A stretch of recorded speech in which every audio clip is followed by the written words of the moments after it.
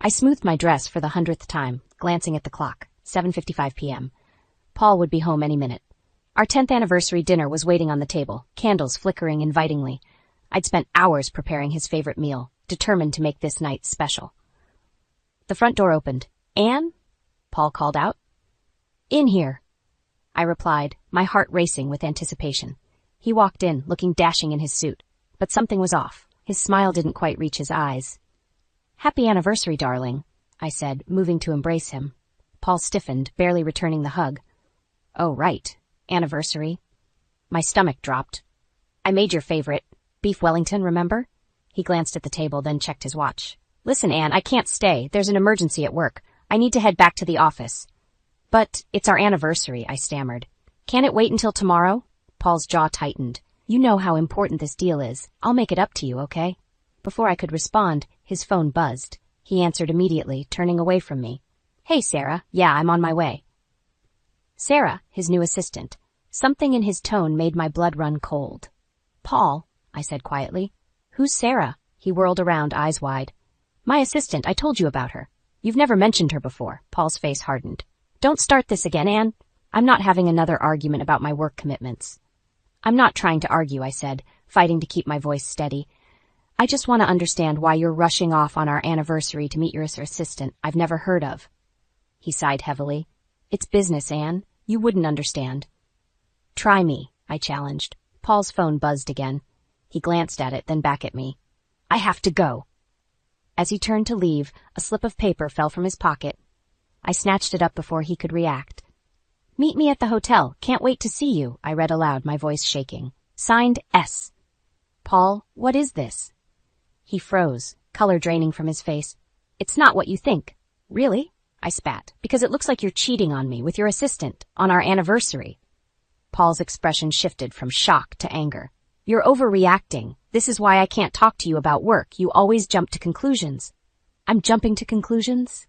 I couldn't believe what I was hearing. "You're standing there with a love note in your pocket, ditching our anniversary dinner, and I'm the one overreacting?" He snatched the paper from my hand. "I don't have time for this. We'll talk when I get home." "If you walk out that door, Paul, don't bother coming back," I said, my voice eerily calm. He hesitated for a moment, conflict flashing across his face.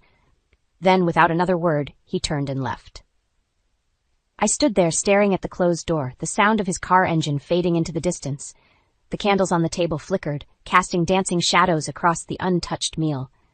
In that moment, something inside me shattered.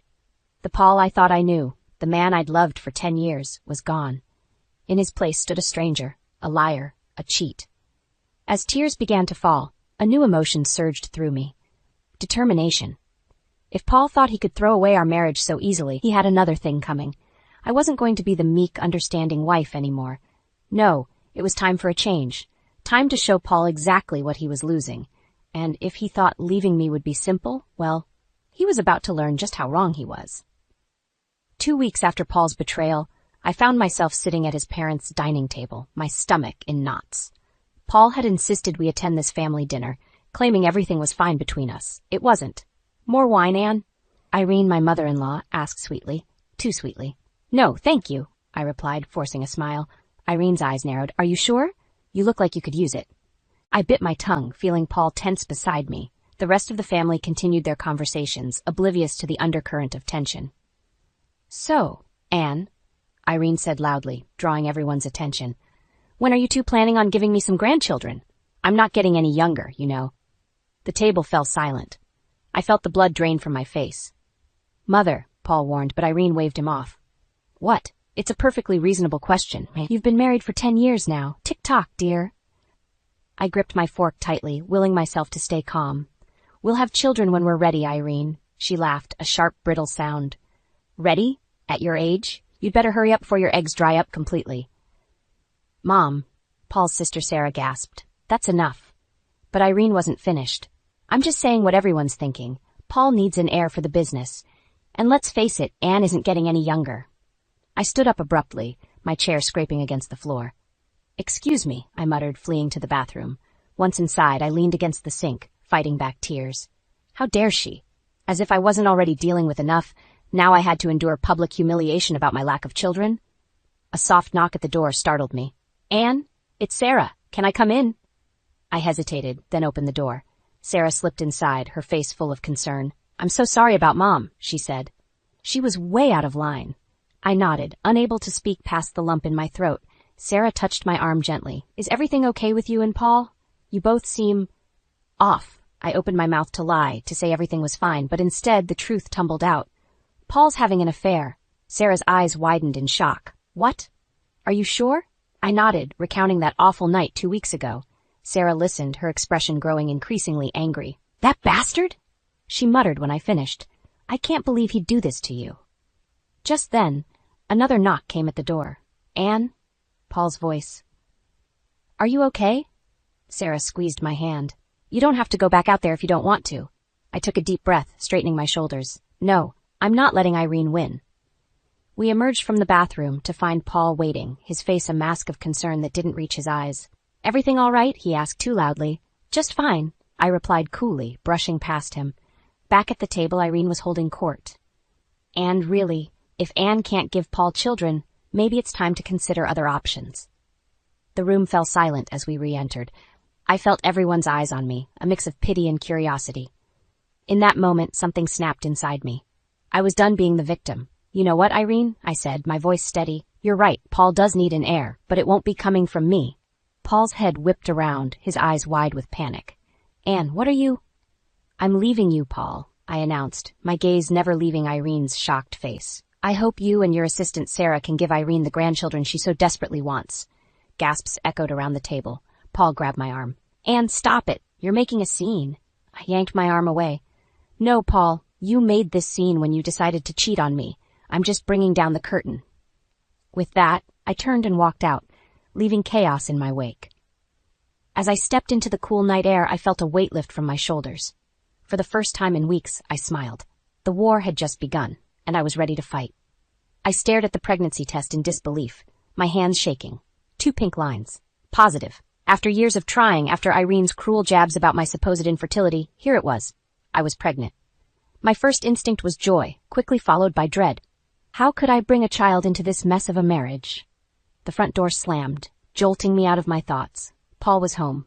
I took a deep breath and stepped out of the bathroom. Paul, we need to talk. He barely glanced up from his phone. Can it wait? I've got a conference call in 10 minutes. No, it can't wait, I said firmly. I'm pregnant. Paul's head snapped up, his eyes wide. For a moment, I saw a flicker of the man I'd fallen in love with. Then his face hardened. Are you sure it's mine? He asked coldly. The words hit me like a slap. How dare you? I hissed. You're the one having an affair, not me. Paul waved his hand dismissively. We've been over this, Anne. There's nothing going on with Sarah. Right, I scoffed. So all those late nights at the office, the secret text messages, that's all just business? He sighed heavily. I don't have time for this. We'll talk later. As he turned away, I felt something snap inside me. No, we'll talk now. I'm carrying your child, Paul, our child. Doesn't that mean anything to you? Paul's shoulders tensed. Of course it does. But I have responsibilities, Anne. The business is more important than your family? I interrupted. Than your unborn child? He whirled around, eyes flashing. Don't you get it? The business is for our family, for our future, for this child. I laughed bitterly. Our future? You've barely looked at me in months, Paul. You're never home. How is that building a future for us? Paul's phone buzzed. He glanced at it, then back at me. I have to take this call. We'll finish this discussion later. As he walked away, I felt a wave of nausea that had nothing to do with morning sickness. This wasn't how it was supposed to be. A baby was meant to bring us closer, not drive us further apart. Over the next few weeks, Paul's indifference to my pregnancy became painfully clear. He missed doctor's appointments, forgot to pick up the vitamins I'd asked for, and continued his late nights at the office. One evening, as I sat alone eating dinner, my phone buzzed with a text from Sarah, Paul's sister. How are you holding up? Want to grab coffee tomorrow? I hesitated, then replied, That would be great, thanks. The next day, I met Sarah at a small cafe near my school. Her warm smile was a balm to my frayed nerves. You look exhausted, she said, concern etched on her face. How's the pregnancy going? I sighed. The baby's fine. It's everything else that's falling apart. Sarah reached across the table, squeezing my hand. Paul's still being a jerk? I nodded, tears welling up. He doesn't care, Sarah. About me, about the baby. It's like we don't even exist. Oh, Anne, she murmured. I'm so sorry. Have you thought about what you're gonna do? I shook my head. I don't know. I can't raise this child in such a toxic environment, but I can't bear the thought of leaving either. Sarah's eyes hardened. You need to think about what's best for you and the baby now. Paul's made his choices. Maybe it's time you made yours. As I opened my mouth to respond, my phone buzzed. It was a text from Paul. Working late again, don't wait up. I showed Sarah the message, a bitter laugh escaping me. See what I mean? Sarah's jaw clenched. That's it. I'm done watching my brother treat you like this. It's time we took action. I looked at her, a mix of fear and hope rising in my chest. What do you mean? She leaned forward, her voice low and determined. I've got an idea. It's risky, but it might be your only chance to secure a future for you and your baby. Are you in?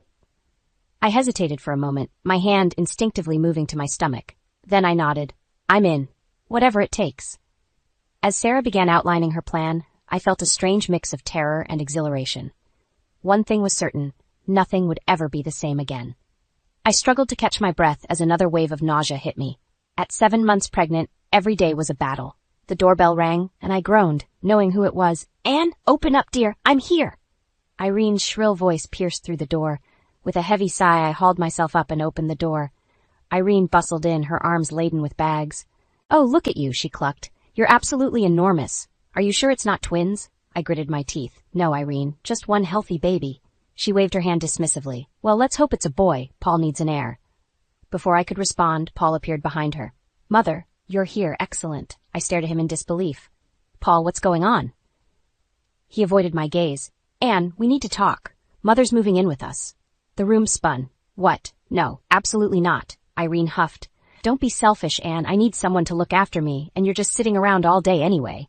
Sitting around? I sputtered. I'm growing a human being. Paul stepped forward, his voice low. Anne, this isn't up for discussion. Mother needs care, and we have the space. I felt like I was drowning. Paul, I can barely take care of myself right now. How am I supposed to care for your mother, too? He shrugged. You'll manage. You always do. As they continued discussing logistics, ignoring my protests, something inside me snapped. I stumbled to our bedroom, slamming the door behind me. My hands shook as I pulled out my phone, dialing Sarah's number. Anne?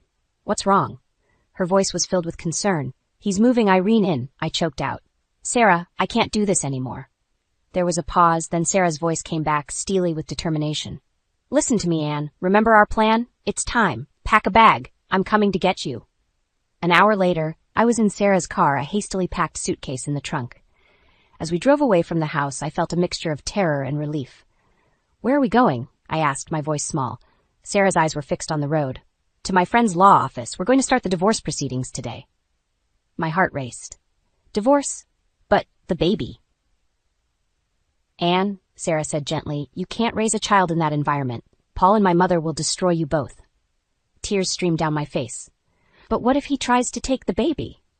Sarah's grip tightened on the steering wheel. He won't. We've got evidence of his affair, his neglect. No judge will grant him custody. As we pulled up to the law office, a new wave of panic hit me. Sarah, I can't do this. I'm not strong enough. She turned to me, her eyes fierce. Yes, you are. You're doing this for your child, for yourself. You deserve better, Anne. Inside, we met with Sarah's friend, a sharp-eyed lawyer named Megan. As I recounted the past few months, Paul's affair, his neglect, Irene's cruelty, Megan's expression grew increasingly grim. Anne, she said finally, based on what you've told me, we have a strong case for divorce and full custody. But I need to know, are you absolutely sure this is what you want? I placed a hand on my swollen belly, feeling my child kick. In that moment, everything became crystal clear. Yes, I said, my voice stronger than it had been in months. I'm sure. I want out. Megan nodded, pulling out a stack of papers. Then let's begin. As I started filling out the divorce papers, a strange calm settled over me. For the first time in years, I felt like I was taking control of my life. Paul's phone call came just as we were finishing up. I let it go to voicemail, my hand steady as I signed the last document. What now? I asked, looking between Sarah and Megan. Megan's smile was grim but determined. Now we fight. Are you ready? I took a deep breath, thinking of the life growing inside me, the future I wanted to build. I'm ready. Let's do this. As we left the office, I felt a weight lift from my shoulders. The road ahead would be hard, but for the first time in years, I had hope. I was reclaiming my life, one signature at a time. The piercing wail of a newborn cut through the haze of exhaustion that had become my constant companion. Emily, my beautiful daughter, was barely a week old, and I was already at my breaking point. "Anne," Paul's angry voice boomed from our bedroom, "can't you shut that baby up? I have an important meeting in the morning." I bit back a retort, gently bouncing Emily in my arms. "Shh, sweetie," I murmured. "Daddy's just tired." As if on cue, Irene appeared in the nursery doorway, her face pinched with disapproval. "Really, Anne, you should have that child on a proper schedule by now. In my day, babies slept through the night from day one." I closed my eyes, willing myself not to snap. "That's not how it works, Irene. Emily's still adjusting." Irene sniffed. "Well, you're clearly doing something wrong. Let me take her." Before I could protest, she snatched Emily from my arms. Immediately, my daughter's cries intensified. "No, Irene, please," I begged, reaching for Emily. "She needs me." "Nonsense," Irene scoffed. "She needs discipline. You're coddling her." As Emily's screams reached a fever pitch, Paul stormed into the room. "For God's sake, what is going on in here?" I tried to explain, but Irene spoke over me. "Your wife is incompetent, Paul. She can't even manage a simple infant." Paul's eyes narrowed as he looked at me. "Is that true, Anne? Can't you handle this?" Tears of frustration and exhaustion welled up in my eyes. "I'm trying, Paul, but I need help. I need you to be a father," he scoffed. "I'm providing for this family. That's what fathers do. The rest is your job." Something inside me snapped. "My job? I'm not your employee, Paul. I'm your wife, and Emily is your daughter. We both need you." Paul's face hardened. "What I need is a good night's sleep and a wife who can manage her responsibilities. If you can't handle it, maybe we should hire a nanny." "A nanny?" I gasped. "We don't need a nanny. We need you to step up and be a parent," Irene interjected, still bouncing a wailing Emily. "Oh, stop being so dramatic, Anne. If you can't handle motherhood, perhaps you shouldn't have had a child in the first place." The room fell silent, save for Emily's cries. I looked from Paul to Irene, then to my daughter's red, tear-stained face. In that moment, something crystallized within me. "Give me my daughter," I said, my voice low and dangerous. Irene hesitated, but must have seen something in my eyes because she handed Emily over without another word. I cradled Emily close, feeling her settle almost immediately. Then I turned to Paul and Irene. "This ends now," I said firmly. "Paul, you have a choice to make. Either you start being a real father and husband or what?" Paul sneered. I took a deep breath. "Or I'm leaving, and I'm taking Emily with me." The shock on their faces would have been comical if the situation wasn't so dire. Paul recovered first, his face flushing with anger. "You can't do that. She's my daughter too." "Is she?" I challenged. "When have you ever acted like it? When have you changed a diaper, given her a bottle, or even held her for more than a minute?" He faltered, and I pressed on. "I'm not asking for much, Paul. Just for you to be present, to be a partner in this. Can you do that?" The silence stretched on, broken only by Emily's soft whimpers. Finally, Paul spoke, his voice cold. "I think you should stay with your sister for a while. Clear your head." My heart sank, but a strange calm settled over me. "Fine, but understand this. If I walk out that door with Emily, I'm not coming back." I turned to leave, pausing at the doorway to look back at my husband and mother-in-law. "You have until tomorrow to decide what kind of family you want to be. Choose wisely." As I walked down the hall to pack Emily, now quiet in my arms, I felt a mixture of terror and resolve. Whatever happened tomorrow, I knew one thing for certain. Things would never be the same again. I stared at the bank statement in disbelief, my hands shaking. Our joint account, which had held our life savings, was empty. Every last penny gone. "No," I whispered, panic rising in my throat. "This can't be happening." But it was. Paul had cleaned out our account, leaving me with nothing but the meager savings I'd squirreled away in secret. As the reality of my situation sank in, a cold fury washed over me. This wasn't just about money. This was about power, control, and my future with Emily. I dialed Sarah's number, my fingers trembling. "He took everything," I choked out when she answered. "The bastard emptied our accounts." Sarah's sharp intake of breath crackled through the phone. "Oh, Anne, I'm so sorry, but listen to me. This changes nothing. We stick to the plan." The plan. The words echoed in my mind, igniting a spark of determination. Over the past few weeks, Sarah and I had been meticulously preparing for my escape. Now it was time to act. "You're right," I said, my voice steadier. "What's our next move?" "Meet me at Megan's office in an hour," Sarah replied. "And Anne, bring everything, every scrap of evidence we've collected." An hour later, I sat in Megan's office, a thick folder of documents spread before us. Bank statements showing Paul's lavish spending on his mistress, emails detailing his neglect of Emily, witness statements from neighbors who'd heard Irene's verbal abuse. Megan's eyes gleamed as she pored over the evidence. This is good, Anne. Really good. But we need more. I frowned. More? What else could we possibly need? She leaned forward, her voice low. Proof of his affair. Concrete, undeniable evidence. Without it, he could claim you're making it all up out of spite. My heart sank. But how? I can't exactly follow him around with a camera. Sarah's eyes lit up. Maybe you don't have to. Remember Paul's assistant, the one he's been sleeping with? I think it's time we paid her a visit. The next day found me standing outside Sarah's office building, my heart pounding. This was it. The moment of truth. As Paul's assistant, Lisa, exited the building, I stepped forward. Lisa, can we talk? She froze, her eyes widening in recognition.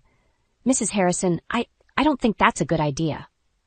Please, I said, my voice breaking. I need to know the truth. About you and Paul. Lisa's face crumpled. To my surprise, she burst into tears. I'm so sorry, she sobbed. I never meant for any of this to happen. Over the next hour, in a nearby cafe, Lisa poured out the whole sordid story. The affair, Paul's promises to leave me, even his plans to secure full custody of Emily. By the time she finished, my hands were clenched so tightly my nails had left crescents in my palms. I'll testify, Lisa said finally, her eyes red-rimmed but determined. If it comes to that, I'll tell the court everything. As I left the cafe, clutching Lisa's signed statement, a mix of emotions swirled within me. Relief, anger, vindication, and an overwhelming sense that I was standing on the precipice of something monumental. Back at Megan's office, I laid out everything we'd gathered. The lawyer's eyes widened as she took it all in. Anne, she said slowly, with this, we could destroy him. Financially, professionally, everything. Are you sure this is what you want? I thought of Emily, sleeping peacefully at Sarah's house. I thought of all the nights I'd cried myself to sleep, all the times Paul had belittled and dismissed me. I thought of Irene's cruel jabs and Paul's icy indifference. Yes, I said, my voice steel. I'm sure. He tried to take everything from me. Now it's my turn. Megan nodded, reaching for her phone. Then let's end this. I'll file the divorce papers first thing in the morning. As I left the office, a strange calm settled over me. The storm was coming, and for the first time in years, I felt ready to face it head on. Paul had no idea what was about to hit him, but he was about to learn a painful lesson. Never underestimate a mother fighting for her child. My heart pounded as I stood outside our once-shared home, divorce papers clutched in my trembling hand. This was it. The moment of truth. I took a deep breath and rang the doorbell. Paul answered, his face a mask of irritation. Anne, what are you doing here? I pushed past him into the foyer. We need to talk, all of us. Irene appeared at the top of the stairs, her eyes narrowing. What's the meaning of this? Family meeting, I said, my voice steadier than I felt. Living room. Now. Bewildered, they followed me. As we sat, I placed the envelope on the coffee table. What's this? Paul asked, eyeing it suspiciously.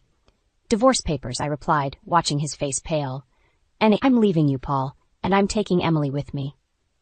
The room exploded into chaos. Paul jumped to his feet, shouting about how I couldn't do this, while Irene hurled insults, calling me ungrateful and selfish. I let them rant, a strange calm settling over me. When they finally ran out of steam, I spoke. Are you finished? Good, because now it's my turn. I pulled out a thick folder, dropping it next to the divorce papers. This is why I'm leaving. Every scrap of evidence of your affair, Paul. Every penny you've spent on your mistress. Every night you neglected your daughter. Paul's face drained of color. You can't prove anything. Can't I? I countered, pulling out Lisa's signed statement. Your assistant was quite helpful, actually. She's prepared to testify if necessary. Irene gasped, but Paul's shock quickly turned to anger. So what? You think this changes anything? I'll fight you on this, Anne. I'll get full custody of Emily. You'll be left with nothing. I laughed, a harsh sound that surprised even me. You really think so? Let me paint you a picture, Paul. Once this goes public, your reputation will be in tatters. Your business partners will abandon you. And as for custody? I leaned forward, my voice low and dangerous. No judge in their right mind would grant custody to a man who's never even changed his daughter's diaper. Paul's confidence wavered, but Irene jumped in. You ungrateful little witch. After everything we've done for you? Everything you've done for me? I interrupted, turning to face her. You mean like the constant belittling? The snide comments? The accusations of being a bad mother? Oh yes, Irene, I'm so grateful for all of that. I stood, looking between them. Here's what's going to happen. You're going to sign these papers, Paul. You're going to give me full custody of Emily with generous visitation rights if you ever decide to actually be a father. And you're going to pay alimony and child support without a fight. Paul scoffed. And why would I do that? I smiled, cold and hard. Because if you don't, I'll take this folder to every news outlet in the city. I'll make sure everyone knows exactly what kind of man you are. Your business will crumble, your social standing will evaporate, and you'll be left with nothing but your mother and your guilt. The room fell silent. Paul and Irene stared at me, shock written across their faces. You wouldn't, Paul whispered. Try me, I challenged. I'm not the doormat you married anymore, Paul. I'm a mother fighting for her child, and I will burn everything to the ground if that's what it takes to protect her. I picked up a pen, holding it out to Paul. So what's it going to be? The tension in the room was palpable as Paul stared at the pen, then at me. I could see the wheels turning in his head, weighing his options. Finally, with a shaking hand, he reached for the pen. As he began to sign, I felt a weight lift from my shoulders. This wasn't the end. I knew there would be more battles to come. But for the first time in years, I felt like I was winning. I looked at Irene, her face twisted with fury, then back at Paul, defeated and small. In that moment, I realized something profound. I didn't need their approval anymore. I didn't need their love or their acceptance. All I needed was my daughter and the strength I'd found within myself. As Paul finished signing, I took the papers, my voice steady and sure. Goodbye, Paul. Goodbye, Irene. I hope you both find peace someday. With that, I turned and walked out, leaving behind the ruins of my old life and stepping into the promise of a new beginning. I stood in the courtroom, my heart pounding as the judge delivered her final verdict. Emily, now 3 years old, was nestled in Sarah's arms just outside the room. In light of the evidence presented, the judge began, her voice firm, this court grants full custody of Emily Harrison to her mother, Anne Harrison. A collective gasp rippled through the courtroom. I caught Paul's eye, saw the shock and disbelief etched on his face. Beside him, Irene's mouth hung open in silent outrage. The judge continued, Mr. Harrison will be granted supervised visitation rights, pending completion of parenting classes and counseling. As the gavel fell, sealing our fates, a wave of emotions washed over me. Relief, vindication, and an overwhelming sense of freedom. Outside the courtroom, I scooped Emily into my arms, breathing in her sweet, familiar scent. It's over, baby girl, I whispered. We're going home. Sarah squeezed my shoulder. You did it, Anne. You won. But as we walked out of the courthouse, I realized this wasn't about winning or losing. It was about survival, about reclaiming my life and securing a future for my daughter. In the months that followed, life took on a new rhythm. I returned to teaching, finding joy in shaping young minds once again. Emily thrived in daycare, her laughter filling our small apartment with warmth and light. Paul, true to form, threw himself into damage control, but the evidence of his affair had already leaked to the press. His business partners distanced themselves, and his once sterling reputation lay in tatters. One crisp autumn afternoon, as Emily and I walked home from the park, I spotted a familiar figure shuffling down the street. It was Paul, looking haggard and older than his years. Beside him, leaning heavily on his arm, was Irene. Our eyes met for a brief moment. I saw regret there, and something else, a flicker of the man I'd once loved. But then Emily tugged at my hand, eager to show me a colorful leaf she'd found, and the moment passed. As we continued home, I reflected on the irony of it all. Paul, who had once been so eager to pawn his mother off on me, was now her sole caretaker. The man who had neglected his family for his career was left with neither. That night, as I tucked Emily into bed, she asked a question that caught me off guard. Mommy, why doesn't Daddy live with us anymore? I paused, choosing my words carefully.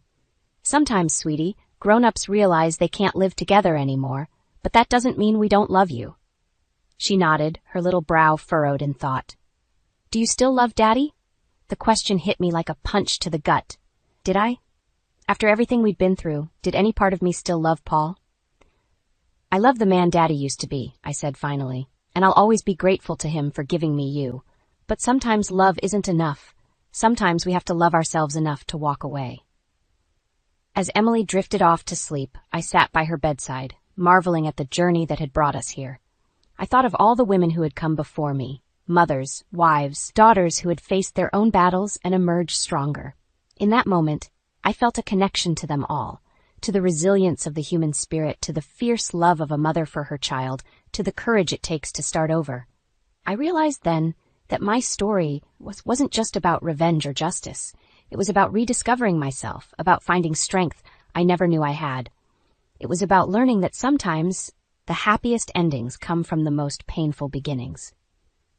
As I kissed Emily's forehead and turned out the light, I felt a sense of peace settle over me. The road ahead wouldn't be easy, but I was ready to face it. Because now I knew the truth. I was stronger than any challenge life could throw at me. And as long as I had Emily by my side, I could face anything. With a smile on my face and hope in my heart, I closed the door on the past and stepped into our future. A future bright with possibilities, love, and the unbreakable bond between a mother and her child.